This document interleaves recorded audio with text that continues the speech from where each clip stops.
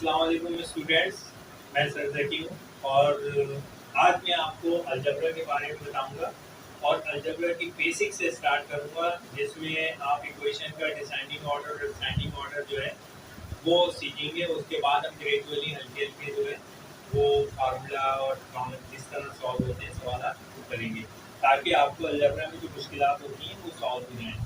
सबसे पहले हम जो है अलजबरा में दो चीजें पढ़ेंगे। एक पढ़ेंगे असेंडिंग ऑर्डर और डिसेंडिंग ऑर्डर।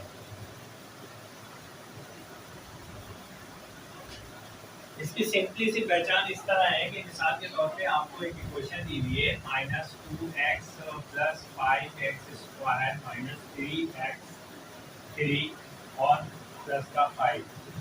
तो देखिए इस इक्वेशन के अंदर अगर हमें आपको पहले असेंडिंग ऑर्डर है, असेंडिंग माने होता है बढ़ना और डिसेंड माने होता है गिरना। तो आपने क्या है कि इसमें जब आप इसको असेंडिंग ऑर्डर में लिखेंगे तो सबसे छोटी पावर x के लिहाज से छोटी पावर जो है वो पहले लिखेंगे। तो और इसमें कांस्टेंट अगर मौजूद है तो कांस्टेंट पहले आएगा, ये आपका कांस्टेंट आ गया। फिर इसके बाद आपने लिखना है 2x या x एक पावर है, फिर इसके बाद दो पावर है तो प्लस का 5x², फिर 3 पावर आ गए माइनस का 3x3 और फिर इसके बाद x4 आ गया आपका प्लस का x4। तो आपने ये देखा कि यहाँ पे जो कांस्टेंट आने के बाद एक पावर हुई, फिर 2 हो गई, फिर 3 हो गई, फिर 4 हो गई। अगर इस तरह पावर बढ़ रही हो तो ये कहलाता है हमारा असेंडिंग ऑर्डर। ऐसे ऑर्डर को हम कहते हैं असेंडिंग ऑर्डर। और यही चीज अगर आपके पास आ जाएगी डिसेंडिंग ऑर्डर में, तो इसके अंदर क्या करेंगे, डिसेंडिंग ऑर्डर के अंदर सबसे बड़ी पावर पहले लिखेंगे। यही सवाल को अगर आप देखा जाए तो इसमें सबसे बड़ी पावर आपके x4 है, तो हम पहले x4 लिखेंगे। उसके बाद -3x3, फिर प्लस का 5x², फिर माइनस का 2x और लास्ट के अंदर हम कांस्टेंट लिख देंगे। तो इसमें आप ये देख रहे हैं कि इसमें पावर पहले 4 आ रही है, फिर 3 आ रही है, फिर इसके बाद जो है फिर 3 आने के बाद पावर 2 आ रही है, फिर 1 आ रही है और उसके बाद कांस्टेंट आ रहा है। तो ये कहलाता है डिसेंडिंग ऑर्डर। इसमें पावर गिर रही है तो ये है डिसेंडिंग ऑर्डर। और अगर हम इसका मुकाबला करें तो इसमें कांस्टेंट पहले आ रहा है और जो पावर इनके लिहाज से आप देखें तो इसकी पावर के लिहाज से 1 है, फिर यही पावर 2 हो गई, फिर यही पावर 3 हो गई, फिर यही पावर 4 हो गई, इस तरह बढ़ रही है। ये एक्सटेंड हो रहा है, बढ़ रहा है, तो ये असेंडिंग ऑर्डर हो गया। और यहाँ पे पावर गिर रही है, कम हो रही है पावर, एक्सपोनेंट कम हो रहा है इसका, तो ये डिसेंडिंग ऑर्डर हो गया। इसी तरह अगर किसी सवाल के अंदर आपके पास x4 - 5 +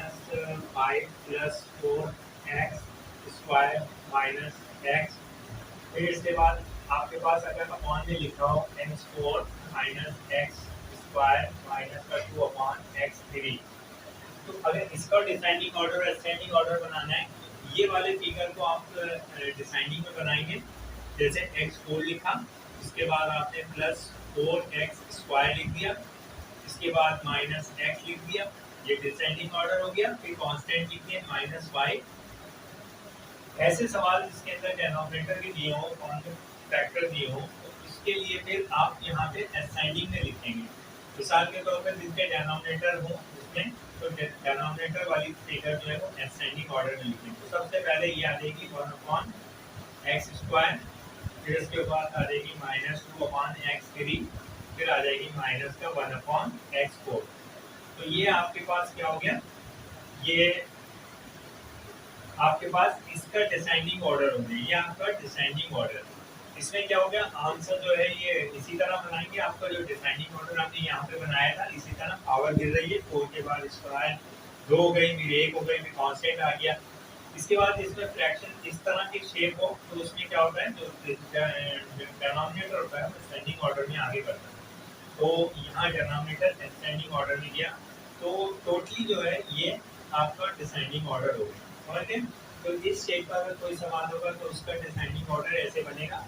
और हमारे ज़्यादातर जब हम ये होता है सवाल डिसेंडिंग ऑर्डर में सॉल्व होते हैं, इसलिए आपको डिसेंडिंग ऑर्डर को बेहतरीन तरीके से आना चाहिए और ये चीज़ें आपको मालूम होना चाहिए। इसके अलावा हमने आपको पहले ही बताया था कि आपको इक्वेशन के बारे में क्या क्या चीज़ें क्लियर होनी चाहिए। जैसे यहाँ पे एक इक्वेशन लिखिए तो आपको ये पता होना चाहिए कि इस इक्वेशन में इसको कोएफिशिएंट कहते हैं और ये आपका बेस कहलाता है, ये आपका एक्सपोनेंट कहलाता है और ये आपका कांस्टेंट कहलाता है। तो कम से कम आपको जो है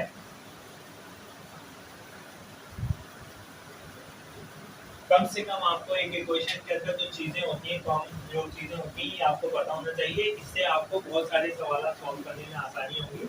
483 + 7 तो इसमें ये कोएफिशिएंट कहलाता है, ये बेस कहलाता है, एक्सपोनेंट कहलाता है और ये कांस्टेंट कहलाता है। इसी तरह आपके पास हमने ये कांस्टेंट लिखा तो इसका मतलब है जो बगैर किसी वेरिएबल के आ रहा है वो कांस्टेंट है। तो यहाँ पे 5 कांस्टेंट है और यहाँ पे इस तरह आपको, और इसके अंदर भी आपका ये इस इक्वेशन के अंदर भी -5 कांस्टेंट है। सही है। तो किसी चीज का भी कोएफिशिएंट देखें, जैसे आपके पास ये इक्वेशन लिखी हुई है, आपके पास 5x² लिखा है, अगर फर्स्ट करें माइनस का लिखा हुआ है तो इसका कोएफिशिएंट जो है वो कोएफिशिएंट -5 है।